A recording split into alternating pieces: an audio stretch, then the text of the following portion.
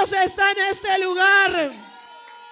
Hermano, es un motivo de gozo estar en la casa del Señor. Y usted debe gozarse y sentirse privilegiado porque estamos en la casa de Dios. Amén. Es una bendición. Hoy estaremos predicando, hermano, bajo el tema: no todo está perdido. En Cristo hay vida después de la muerte, aleluya. Ese es el tema que estaremos considerando esta tarde. No todo está perdido. En Cristo hay vida después de la muerte, aleluya. Alabamos el nombre de Dios, hermano, porque hoy Dios nos va a hablar. ¿A cuánto Dios nos va a hablar? Disponga su corazón y reciba la palabra en el nombre de Jesús. Hoy, hermano, vamos a hablar de uno de los temas a los cuales a la gente no le gusta mucho hablar. Amén. No le gusta mucho escuchar acerca de la muerte. Amén. Hoy vamos a hablar acerca de este tema porque vamos a aplicarlo de una manera poderosa conforme el Espíritu Santo de Dios nos ministre. Algo bien importante que tenemos que entender, hermano, y que siempre lo hemos hablado y lo hemos dicho, es que hay una cosa que todo ser humano tiene segura. Y es la muerte.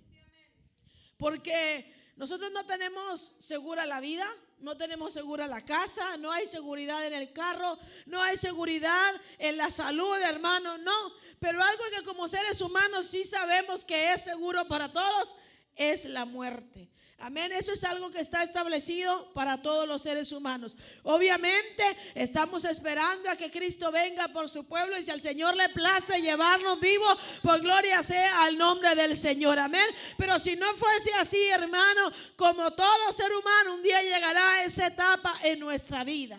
¿Y sabe qué es la muerte? La muerte, hermano, es el fin de la vida de una persona humana. Es el fin de su existencia como un sujeto que es digno de derechos. Cuando se termina la vida, hermano, se acaba, en pocas palabras, nuestra existencia en este mundo terrenal. Porque obviamente nosotros como cristianos y como hijos de Dios sabemos que hay vida después de la muerte, gracias a Cristo. Amén. Pero hoy vamos a estar viendo, hermano, un tema muy importante que como hijos de Dios nos llegase a acontecer a muchos. Hoy vamos a hablar acerca de la muerte espiritual. Hoy vamos a ver, hermanos, cómo a muchos hijos de Dios les llega la muerte espiritual. Y sabe, hoy hemos tomado una porción de la palabra que el Espíritu de Dios trajo a nuestro corazón, porque hemos hablado ya en varias ocasiones acerca del hijo de la viuda de Naín.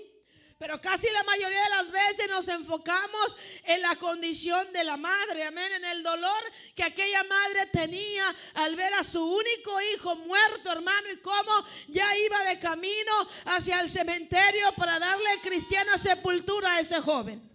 La mayoría de las veces enfocamos estos versos para ver cómo esta mujer había un dolor muy grande en su corazón, pero cómo el Señor Jesús en su misericordia tuvo compasión de ella y obró un milagro poderoso, hermano, y trajo bendición a la vida de aquella mujer, trajo gozo para aquella mujer. Pero sabe, hoy no hablaremos de ella. Hoy nuestro tema estará enfocado en el joven que estaba dentro de aquel féretro. ¿Sabe que tristemente, hermano, pero vemos cómo la Biblia, hermano, describe cómo puede llegar a la vida de un cristiano una muerte espiritual? Nosotros, hermano, gracias al Señor y en su misericordia estamos aquí, podemos glorificar el nombre del Señor. Tenemos vida física, tenemos vida, hermano, podemos seguir respirando, nuestro corazón sigue latiendo, hay vida física en nuestro ser, en nuestro cuerpo físico. Pero ¿qué pasa con el espiritual? ¿Qué pasa? ¿Estaremos acaso algunos vivos o otros ya estarán muertos? Por eso es que hoy enfocaremos esta palabra en el joven, hermano, que iba dentro de ese féretro. Miren que hoy vamos a analizar algunos detalles que a veces nosotros pasamos desapercibidos, pero que es muy importante conocer. ¿Qué pasa cuando una persona muere? ¿Qué sucede con el cuerpo cuando la persona pierde la vida? Cuando se va ese aliento de vida del cuerpo de un ser humano, ¿qué es lo que pasa inmediatamente después? ¿Sabe que cuando el corazón deja de latir, hermano, el cuerpo empieza a experimentar muchos cambios dentro de él? Hay etapas, hermano, que se van dando después de que el cuerpo ha perdido ya el aliento de vida. Hay una etapa, hermano, que se conoce que es la primera etapa como algo mortis, donde empieza a caer la temperatura corporal. Usted sabe que cuando uno tiene vida, obviamente el cuerpo se siente tibiecito. Tenemos temperatura en nuestro cuerpo porque tenemos vida.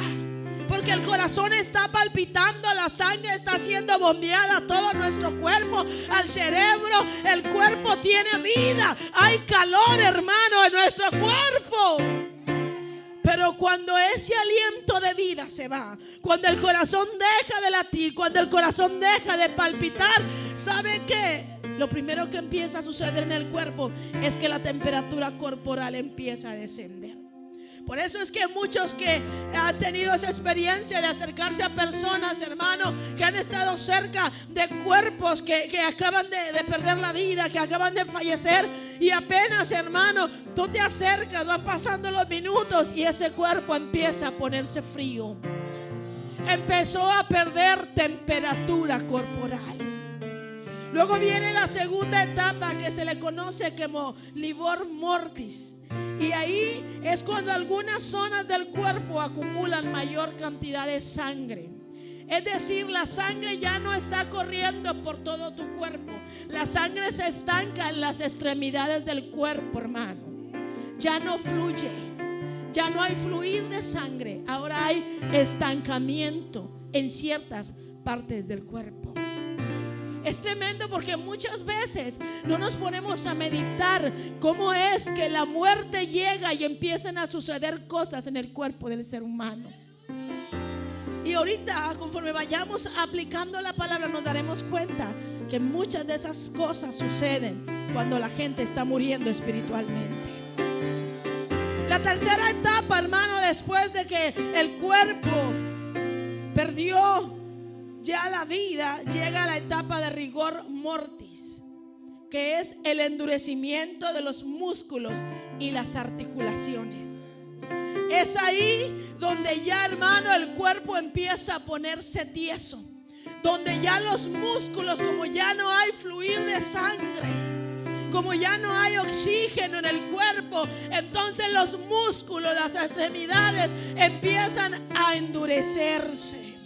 Las articulaciones empiezan a ponerse duras, tiesas.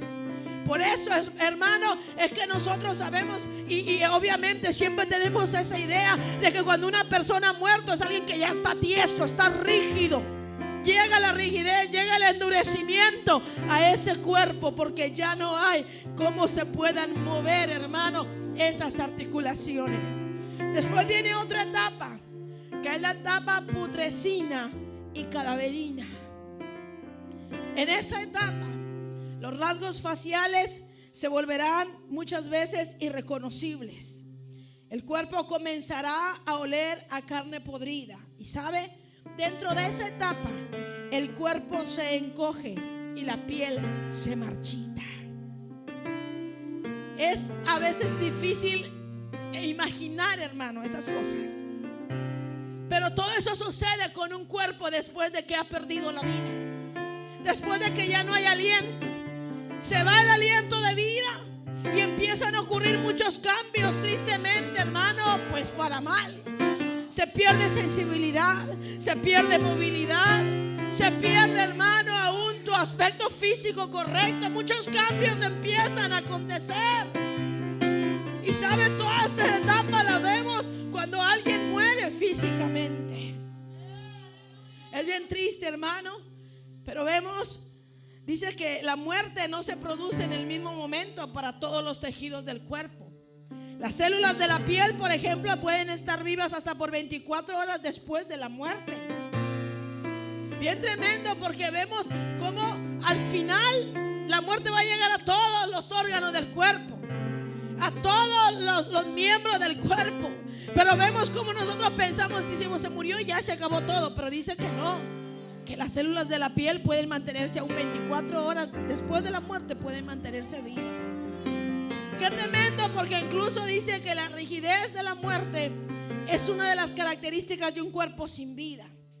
El rostro se tensa, se pone duro, luego el tronco y finalmente las extremidades. Con la muerte, las células musculares dejan de contraerse y relajarse, deteniendo de este modo los músculos y las articulaciones. Al mismo tiempo desaparece la circulación de la sangre. Esta comienza a remansarse y a sentarse. Y de 2 a 6 horas después de la muerte, hermano, se ha completado el proceso de la rigidez del cuerpo. De 2 a 6 horas se completa todo ese proceso en que el cuerpo ya no tiene sensibilidad, en que el cuerpo ya no tiene circulación, en que el cuerpo ahora está endurecido, ahora está rígido, ahora el rostro tenso, ahora las articulaciones ya no se pueden mover. Qué terrible, hermano, imaginar todo eso en un cuerpo físico. ¿Alguna vez hemos imaginado el día de nuestra muerte? Yo creo que ninguno. Porque como siempre hemos predicado, y eso es algo, hermano, en lo cual usted sabe que no mentimos. Si algo a la gente, hay temas de los cuales a la gente no le gusta hablar, es acerca de la muerte. A la gente no le prediques acerca del infierno, no le hables acerca del pecado y sus consecuencias. A la gente no le hables del juicio de Dios. A la gente no le hables de la muerte, porque para ellos eso es una ofensa. Para ellos eso es, hermano, incomodarles. Pero sabe, al ser humano no le gusta pensar en el día de la muerte, pero es algo en lo que tenemos que pensar. ¿Por qué? Porque después de la muerte hay una vida. Y sabes algo, para los que estamos en Cristo va a ser una vida eterna de gozo en la presencia del Señor. Pero para los que no tienen a Cristo en su corazón, va a ser una vida de condenación, hermano, eterna. Por eso, aunque al ser humano no le guste hablar acerca de eso, es necesario hablarlo, porque tenemos que estar preparados para ese día. La muerte llegará a todo ser humano conforme a lo establecido por Dios, conforme a Él le place. Ya se lo expliqué. Pero eso es una muerte física. Pero ¿qué de la muerte espiritual que llega a los hijos de Dios? ¿Sabe que la Biblia nos dice que Él nos dio vida cuando nosotros estábamos muertos en nuestros delitos y pecados? Y cuando está hablando de esa vida, es una vida espiritual.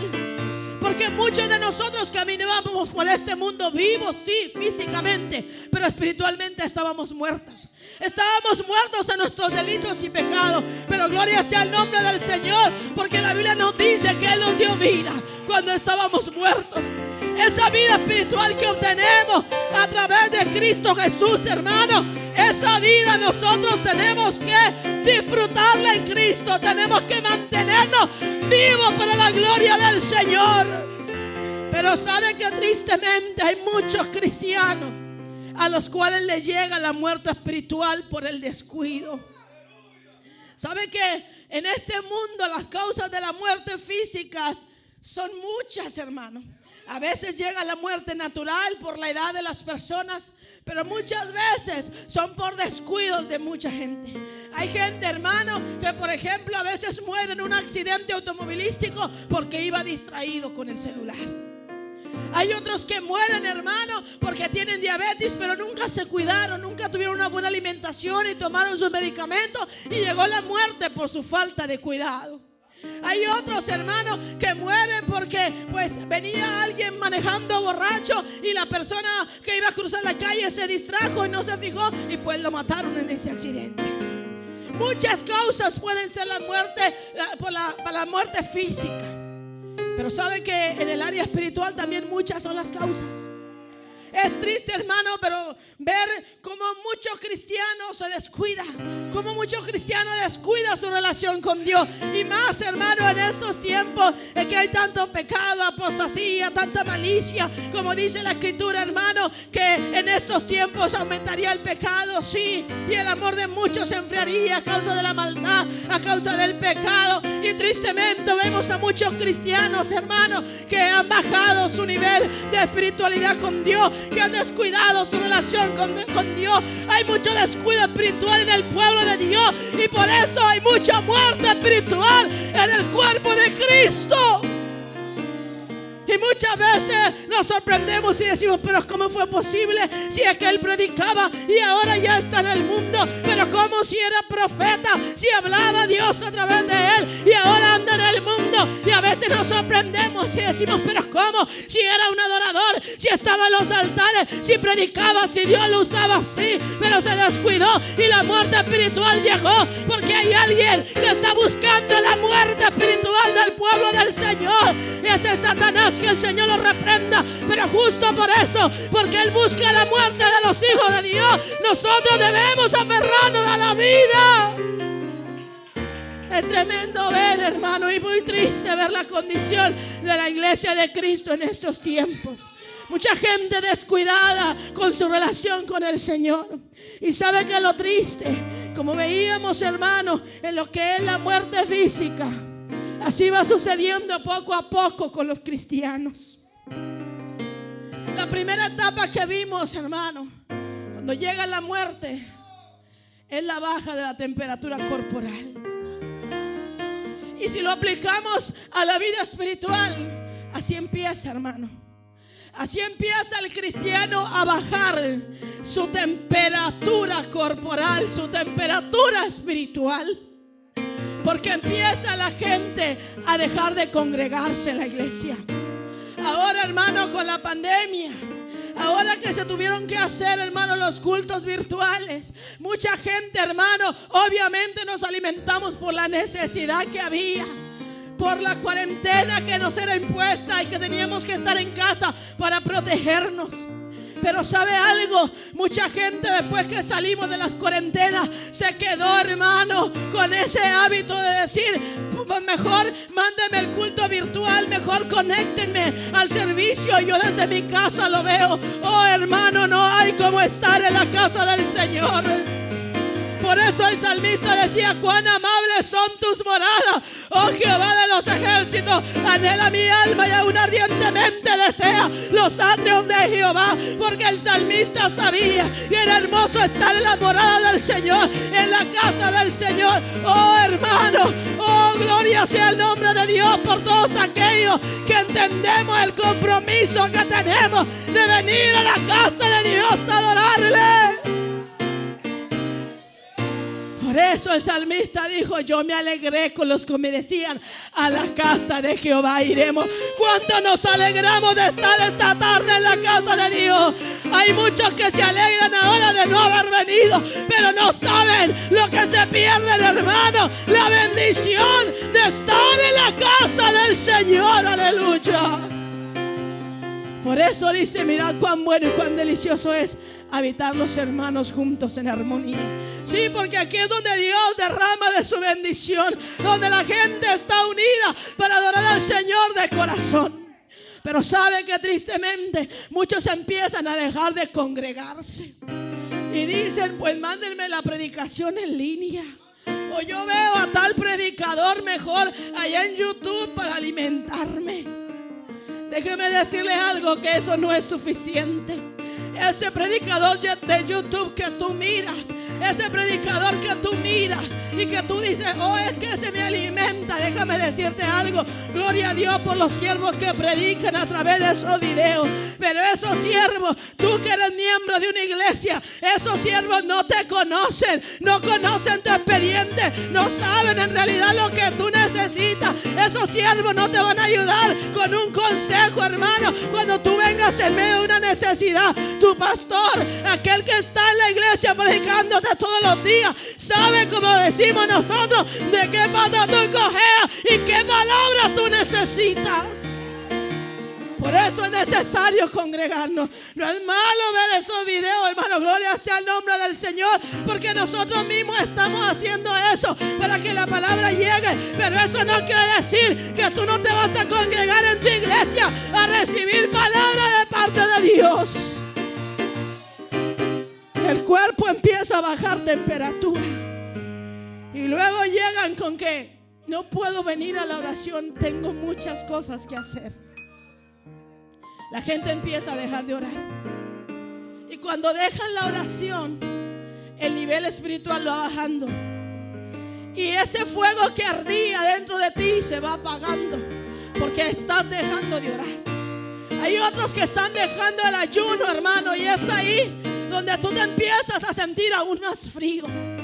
Y llegas a la iglesia y quieres sentir a Dios, pero como no has tenido intimidad con el Señor, como no hay lectura bíblica, como no hay oración de humillación, como no hay, hermano, el que tú vengas a congregarte con regularidad en la casa de Dios, entonces tu fuego se va apagando.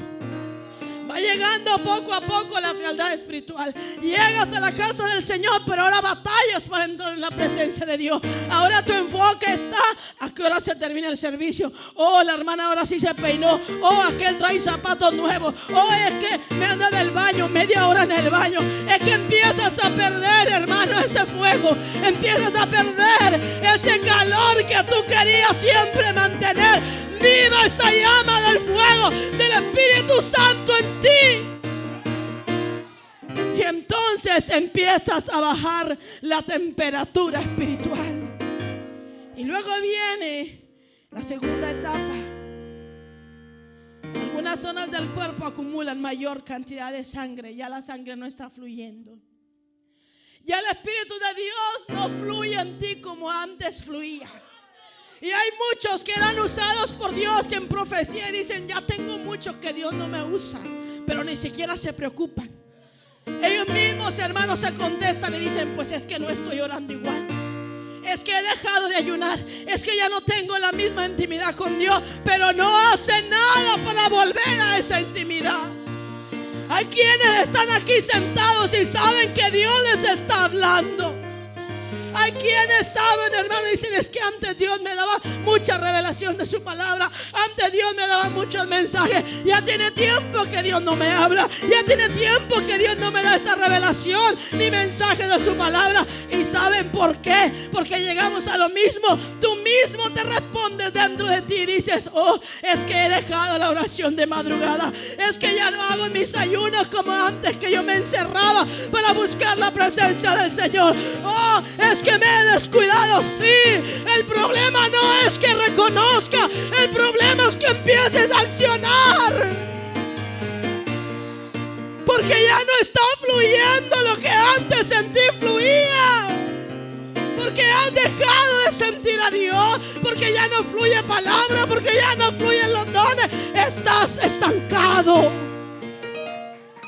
Estás estancado y tú sabes que estás estancado y reconoces tu condición, pero no haces nada para salir de ahí. Y es ahí cuando entonces viene la tercera etapa, que es el endurecimiento de los músculos y las articulaciones. Es ahí donde llega el endurecimiento en nuestras vidas. Hay mucha gente que dirá: no, eso no me está pasando a mí, es que apenas estás en la primera o en la segunda. Pero tienes un problema, tienes que actuar. Ya cuando llega el endurecimiento, hermano, para esta etapa, ya hay gente, hermano, que batalla para sentir a Dios. Y aunque mire al que está al lado, que está riendo en el fuego del Espíritu Santo, hay gente que ya está diciendo: ay, no, es que eso es mucho. Hacen su corazón tan duro, hermano, que ya el ver a otros ser tocados, ya ni siquiera a ellos les insta a decir: ay, yo también quiero, Señor, tócame también a mí. No, se vuelven duros, se vuelven rígidos. Ahora les molesta que otros hablen en lengua, ahora les fastidia que el culto dure 2-3 horas. Ahora se vuelven personas duras de corazón, que aunque la palabra saben que Dios les está hablando, dicen: ay, no, lo está diciendo por mí, porque algo tiene contra mí. En lugar de tomar la palabra y arrepentirse, en lugar, hermano, de tomarla de una buena manera, diciendo: Dios me está hablando, Dios me ama, Dios sabe lo que yo estoy viviendo, Dios entiende lo que yo estoy pasando, Él quiere obrar en mí. La gente se hace dura y dice: yo no recibo esa palabra, porque eso lo está diciendo por mí. Y como siempre le digo: no lo digo por ti, a ti te lo digo, porque yo sé que el Espíritu de Dios nos está hablando en esta tarde. Que aunque tú te molestes, aunque tú rechaces la palabra, hoy hay una oportunidad de parte de Dios, de parte de su Espíritu Santo. El Espíritu de Dios está aquí para darnos vida en esta tarde, aleluya. Oh, el Espíritu de Dios está en este lugar. Porque luego, después de eso, hermano, viene la etapa en la cual los rasgos faciales se vuelven irreconocibles y el cuerpo comienza a oler a carne podrida. Viene esa etapa de descomposición. Viene esa etapa en la cual el cristiano, frío, rígido, duro, ahora empieza, hermano, a oler feo. Ahora se pudre.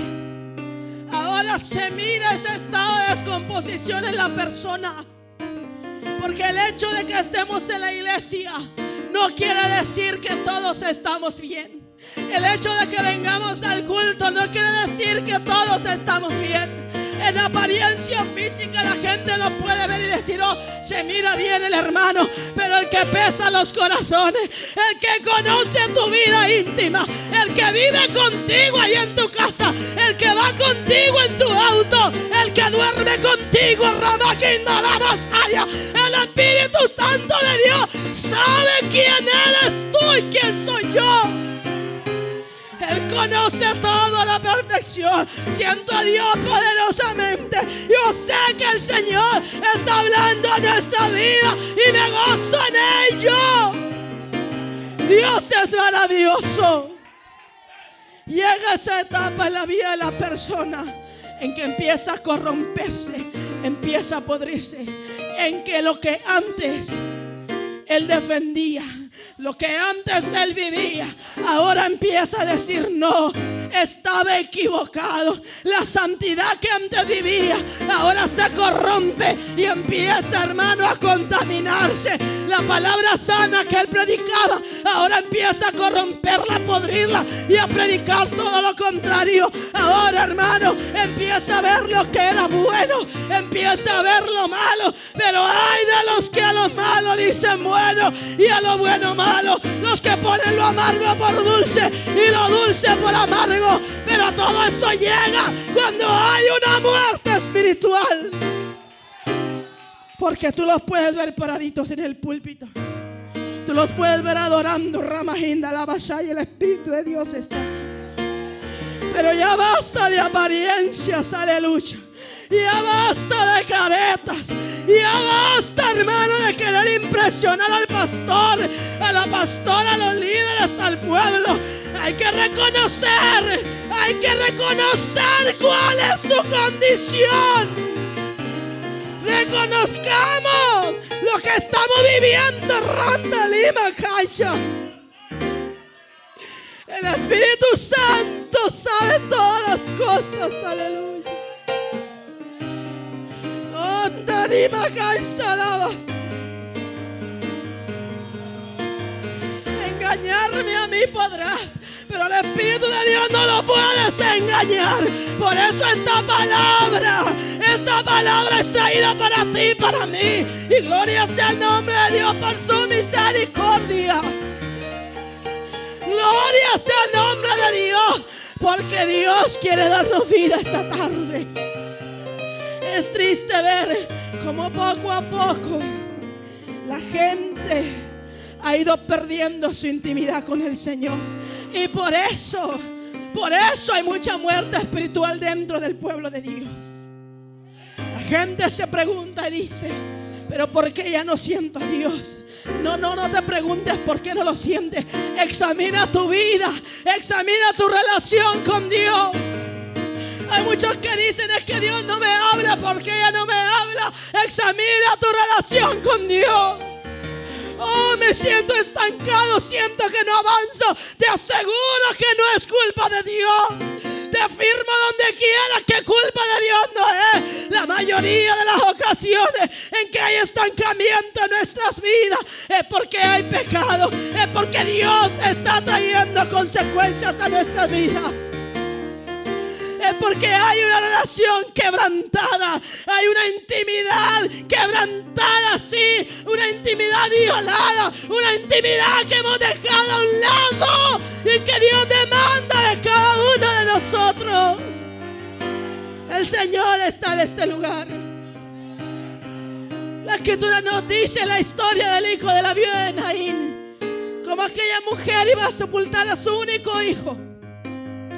El joven lo llevaba en un féretro, en un ataúd, en una caja de muertos para muchos. Ese joven que estaba dentro de ese ataúd ya no tenía esperanza. Ese joven, hermano, ya no había aliento de vida en él, aunque era joven. Porque muchos se jactan y dicen: yo ahora no sirvo a Dios porque soy joven, voy a disfrutar la vida. Piensan que la muerte les va a respetar su edad hasta que lleguen a viejos. Y hay otros jóvenes que sirven al Señor, pero que también se jactan y dicen: voy a disfrutar ahorita un poco, no me voy a entregar de lleno hasta que sea más grande de edad. ¿Sabes que la muerte no respeta edades? Ni niveles sociales, clases sociales, ni de la alta alcurnia, ni porque eres rico, ni porque eres pobre, ni porque eres feo, ni porque eres gordo, ni porque eres blanco. Cuando Dios dice hasta aquí, es hasta aquí. Ese joven tal vez no imaginaba lo que pasaría con él, pero murió. Ahora estaba en un féretro y ahora ya iban de camino, hermano. Iban de camino a darle sepultura a ese cuerpo que ya no tenía vida. En ese féretro solamente iba un cuerpo inerte, un cuerpo inmovilizado, un cuerpo que ya era insensible, ya no tenía sensibilidad alguna, de tal manera que era cargado por otros, porque ya no tenía la autonomía para moverse por él mismo. Ya no había vida, ya todo estaba perdido. Iba en un féretro ahí encajonado, hermano, en un ataúd. Ya no había esperanza. Ya su destino final estaba definido. Ya su destino final estaba trazado. El hombre, como ser humano, tiene reglas establecidas. Y para los muertos, obviamente, el muerto debe ser sepultado. Ese cadáver ya sin vida, tienen que darle, cristianos, sepultura. Y en eso estaban. En el camino iban, hermano, cargando el féretro con ese joven dentro, ese muchacho, ese cuerpo ya inerte, sin vida. Pero mientras iban en el camino, hermano, Jesús iba entrando a la ciudad. Cuando ellos iban ya al entierro, ya no había esperanza. No sabemos cuántos días tenía de muerto porque no nos lo dice, pero ya iba rumbo al cementerio. Pero Cristo iba pasando por ese lugar. Cuando el Señor va pasando y mira toda aquella multitud y mira a la madre de aquel joven llorar, se detiene y le dice a la mujer: no llores. Se compadeció del dolor de aquella mujer y tuvo compasión de ella, hermano. Y entonces el Señor hace que detengan ese cortejo fúnebre. El Señor hace que se detengan. Y entonces la Biblia nos describe claramente. Dice que acercándose tocó el féretro. El Señor no dio más palabras. Lo único que hizo fue acercarse al féretro. Toca el féretro. No les dijo a ellos: deténganse, párense. No les dio palabra para detenerse, solo lo tocó. Es que cuando Jesús llega a un lugar, el ambiente va a cambiar. La situación va a cambiar. Cuando Cristo llega a una condición, a un problema, a una situación, todo cambia. Él llegó y tocó el féretro. Cuando Él toca el féretro, dice que los que lo llevaban se detuvieron. Yo creo que aquellos hombres entendieron la clave. Yo creo que aquellos hombres inmediatamente detectaron que la persona que estaba ahí tocando el féretro no era cualquier persona, no era cualquier hombre. Estaba ahí la vida misma, estaba ahí el dador de la vida, estaba ahí el Todopoderoso tocando el féretro. Es más, ¿sabes qué puedo pensar? Que cuando el Señor Jesús dio ese toque al féretro, algo sucedió dentro. Yo puedo pensar que mientras el Señor tocó ese féretro, puedo imaginarme que el cuerpo del joven que estaba ahí se sacudió. Puedo imaginarme que inmediatamente que Él da ese toque de poder, algo sucede dentro de ese ataúd. Que para muchos ese ataúd simbolizaba muerte. Para muchos ese ataúd simbolizaba el final. Para muchos ese ataúd simbolizaba el estancamiento. Para muchos era su destino final. Pero después de ese toque, el Señor da unas palabras. Después de ese toque, el Señor da unas palabras. ¿Sabe? Si nos ponemos a meditar en la Escritura, podremos analizar. No quiero hacer de esto una doctrina, pero sí podemos pensarlo de esta manera. Después de que Jesús da el toque, entonces da una orden y dice: joven, a ti te digo, levántate. ¿Por qué cree que le digo que cuando Él dio el toque al féretro, la vida llegó a aquel joven? Porque Jesús no le dijo: ya regrésate de los muertos, miras eso. No. Cuando da la orden le dice: joven, a ti te digo, levántate. Como diciendo el Señor: tú estás en el ataúd, pero yo con ese toque ya te di vida.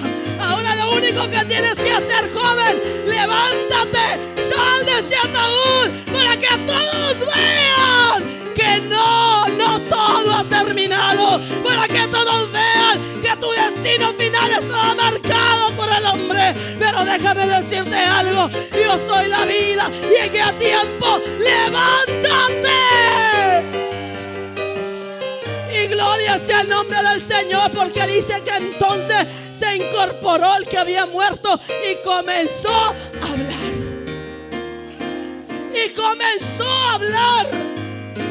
Aquel joven recibió una palabra de vida. Aquel joven recibió una palabra de vida. Aunque todos pensaban: hoy, yo creo que hasta su propia madre decía: hoy voy a entregar a mi hijo, voy a sepultarlo, ahí se quedará.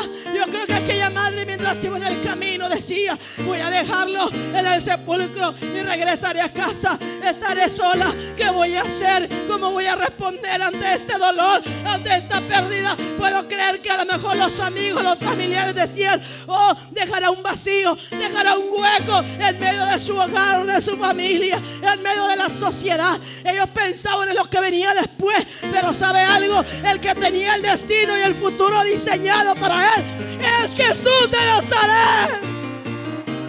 Por eso, aunque el diablo decía: hoy te mueres, hoy te entierro, Jesús dijo: no, yo voy al encuentro, yo voy al encuentro. Y Jesús le dio vida. Hoy lo mismo es para ti y para mí. Yo no sé en qué condición espiritual tú te encuentras, pero sí sé que no es buena. Si no, Dios no nos estuviera dando esta palabra. Pero hay esperanza.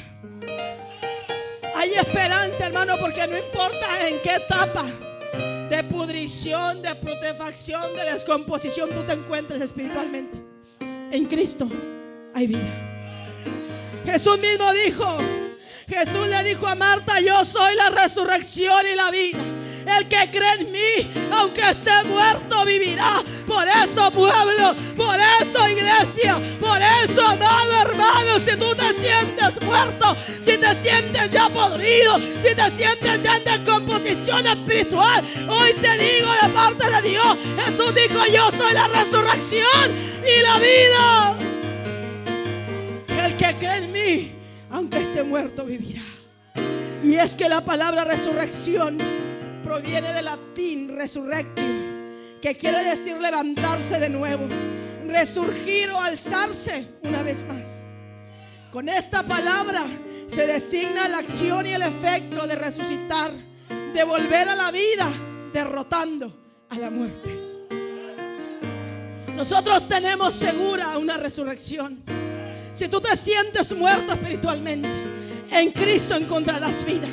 Él tiene la respuesta para ti, porque vemos, hermano, que el mismo Jesús derrotó a la muerte, derrotó derrotó al que tenía el imperio de la muerte. Por eso la Biblia dice: ¿dónde está, oh muerte, tu aguijón? ¿Y dónde, oh sepulcro, tu victoria?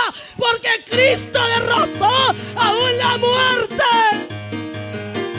Por eso dice la Escritura: por cuanto los hijos participaron, Él también participó de lo mismo, para destruir por medio de la muerte al que tenía el imperio de la muerte, esto es, al diablo. Porque el diablo se encarga, hermano, de atraer muerte y destrucción a la humanidad, de atraer muerte espiritual a los hijos de Dios. Pero nosotros tenemos una esperanza. Nosotros sabemos que en Cristo hay vida. Por eso, mi hermano, no importa cuál sea la condición en la que tú estés, en Cristo puedes ser levantado nuevamente. En Cristo hay esperanza. Porque habrá muchos a los que el diablo está diciendo: de esta ya no te vas a levantar. Habrá muchos a los que el diablo está diciendo: de esta ya no sales, de esta ya no lo vas a lograr, vas a quedar en el camino. Mira, te has esforzado, has luchado, pero vas a quedar a mitad del camino. Pero le tenemos noticias al enemigo. A él se le olvidó que quien está con nosotros es el dador de la vida. A él se le olvidó que el que está con nosotros es el que con una sola palabra nos puede volver a levantar. Es aquel que con solamente decirnos: levántate de los muertos, levántate, Rama Quinta la vasalla, y te alumbrará Cristo. Dios es poderoso, mi hermano. Póngase sobre sus pies. El Señor está aquí. Yo no sé cuánto necesitan vida hoy, pero el Espíritu de Dios está dispuesto a soplar aliento de vida en ti.